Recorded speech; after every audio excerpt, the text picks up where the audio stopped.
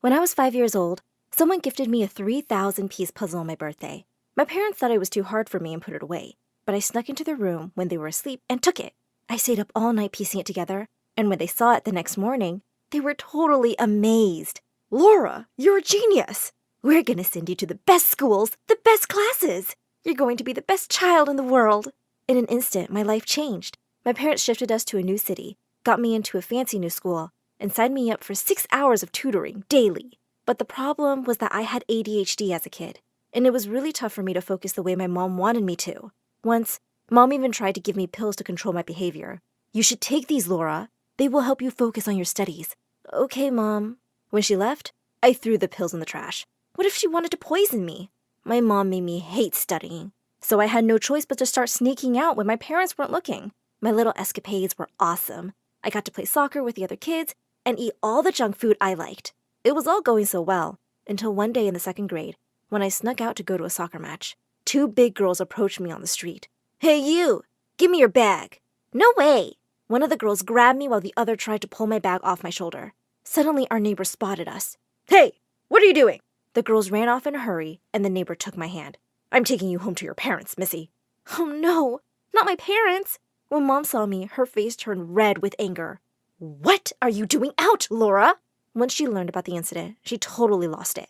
She took away all my toys and grounded me until further notice.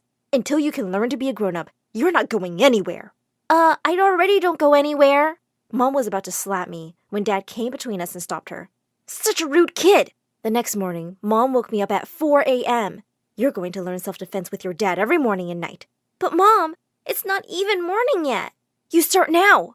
I had no choice. He began to teach me kickboxing every morning and jujutsu every night. One day, I was heading to an advanced math exam. My mom had been grilling me about this paper for a year. She wanted me to rank number 1. I was on my way to the exam room when I suddenly spotted an adorable boy with glasses cornered by some bigger kids who were pushing him around. I knew I had to go in for my paper, but I couldn't ignore this. I ran in between them. "Hey, stop it." Is this little girl here to save Devin?" "This little girl will kick your big butt."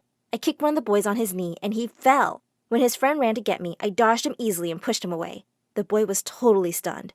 "You're awesome." Suddenly, my teacher came out of the exam room. "Miss, this girl just attacked us. She's crazy." Before I knew it, I was being dragged to the principal's office. I already knew what would happen now. He called my parents. Mom came in like a raging bull. "You missed the exam? You beat someone up?" "Mom, they were bullying someone." "So what? Are you Mother Teresa or Wonder Woman? Mind your own business. How dare you ditch your exams like this?" "Dad, I did the right thing. You know that. Say something." I knew Dad agreed with me, but he was just too weak to say anything in front of Mom, who was acting like freaking Godzilla. She signed me up for a replacement exam in 3 months and told me to get to work. The next day, the boy I helped, Devin, came up to me and thanked me for saving him from the bullies. He thought I was amazing and asked me out on a date. My first date ever! And he was just so cute. Of course I said yes.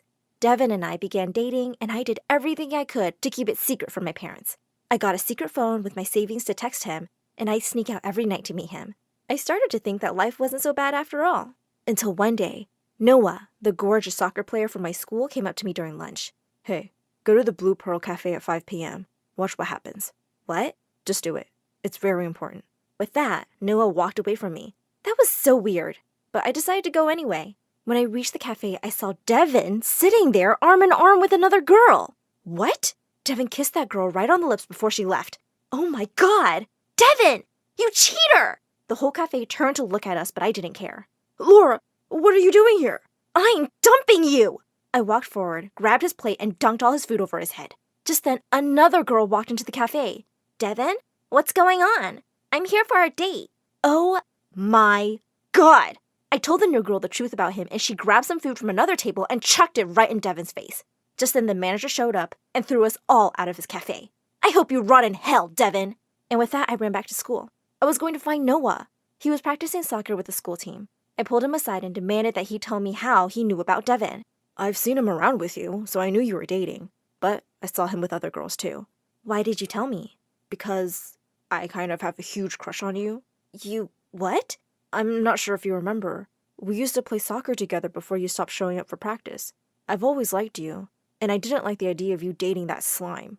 Oh my god, Noah had a crush on me? I know it's kind of weird and sudden, but do you want to go out with me sometime? He was so stunning, and I wanted to say yes, but I couldn't get Devin out of my head. How could I ever trust a guy again? I had to turn Noah down. Maybe we can just play soccer, like old times. Yes, we can try that. I started playing, and it was the best fun I'd had in years. Everyone loved me and asked me to try out for the official soccer team. I cleared the tryouts easily, but I had to make sure my parents never found out about this. One day after practice, Noah came to me with a whole bunch of roses and a couple of friends playing guitars. He asked me out on a date, again. Oh my god, you're dating Noah? I turned around to see Devin behind me, and he looked really mad. It's none of your business what I do with my life. Tell me the truth, Laura. Noah told you about my dates, didn't he? So what if he did? I always knew he liked you. He was always staring at you. Go away, Devin. Yeah, before we make you. The entire soccer team stared him down, and he had no choice but to back off and walk away. I turned to Noah and said, I'm sorry, Noah. I really like you, but I just can't trust someone so soon. That's okay, Laura. I get it. Come on, let's prep for the semifinals. The semifinals of our tournament went by like a breeze. We had trained hard, and our skill and teamwork were totally unmatched. When I scored that winning goal, I literally lost my mind. The thrill and joy was too much. I wrapped my arms around Noah and gave him a kiss right on his lips. The entire stadium began to hoot at us, but I didn't care one bit. Everything was perfect until I heard it. Laura! I jumped away from Noah and literally screamed in shock. Mom? Dad? What are you doing here? Devin called and he told us everything. You've been sneaking away every day to play this stupid game?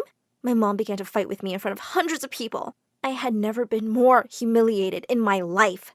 You're grounded! Forever! Mom, the finals are tomorrow. Come on, honey. We can't make her miss that. Why not? She should be punished. She is a bad daughter. To my surprise, Dad finally put his foot down. He told my mom that I was an amazing daughter and that he'd had it with her bullying. My mom went purple with rage. Laura is playing tomorrow, and there's nothing you can do about it. I love you, Dad. I hugged Dad. He'd finally accepted me. My mom refused to say one word to me from that day on. I won the soccer finals 6-0, and without our knowledge, a scout had come to watch the match. They picked me up, and I got a full sports scholarship for my undergrad degree. None of my other teammates got that offer, including Noah. He got into a good college, too, but it was thousands of miles away from me. You have to take this opportunity, Laura. You're going to be great. I loved him so much that I really tried to make it work long distance, but it just became too painful for us to keep missing each other. We had to end things, even though we still loved each other and were on excellent terms. My soccer career was thriving, and I was playing at the state level, topping every chart in the women's league. During a final match with Penn State, I fell and twisted my ankle so hard that I blacked out instantly. When I woke up, I was rushed to the hospital where the doctor told me in clear terms, you can walk and run if needed, but you can't play soccer ever again. My heart was broken, and it felt like my life was shattered.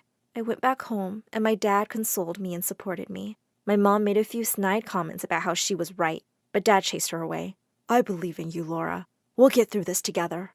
I eventually started teaching self-defense and soccer classes for little kids in my city. It was good pay, and I really enjoyed working with children. One day, I got a text from Noah, and I flipped. I didn't realize we were in the same town now. He asked to meet me for dinner, and I was shaking. My jaw fell when I saw Noah. He was drop-dead gorgeous, just as the day I met him. He wasn't here alone. Some of our friends from the soccer team were here with their old guitars. Noah had 100 roses, and he gave them to me before he asked me to be with him again. And this time, I said yes, and jumped into his arms. He lifted me up in the air as I kissed him passionately. Noah and I started our lives together, and eventually got married 3 years later. My dad attended, and my mom didn't, which was totally fine by me. A year after our marriage, I became pregnant with our first baby. The pregnancy itself was a breeze, but the delivery was tricky. There was a complication, and I had to go into surgery, which really scared us all. Thankfully, both my daughter Claire and I made it. When I'd recovered, the doctor said, I'm sorry, Laura. Getting pregnant again could be really dangerous for you. That complication would happen again. At first, I was heartbroken because I'd always wanted a big family. But once the grief passed, I said to Noah, I'm grateful I have Claire, and I still want her to have siblings. We adopted 3 children after I had Claire. Claire absolutely fell in love with her siblings, and Noah and I got to give our 4 children a wonderful, loving home.